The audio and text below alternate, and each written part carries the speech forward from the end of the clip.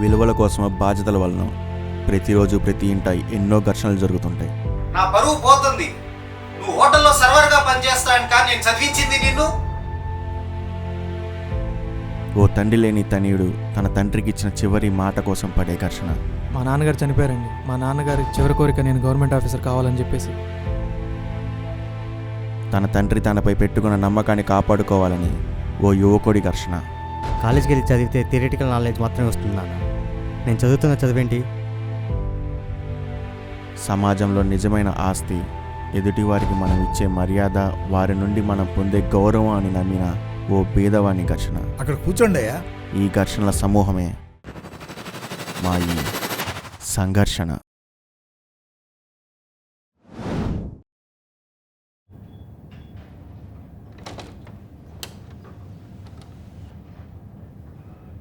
నమస్తే అండి అయ్యా.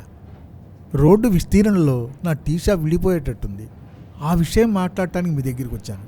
నాకు ఈరోజు చాలా పనులున్నాయి, కుదరదు, రేపు రాపో. అయ్యా నేను చాలా దూరం నుంచి వచ్చానండి అయ్యా. నా పనులు నాకుండే, మరి ఏం చేయమంటావు?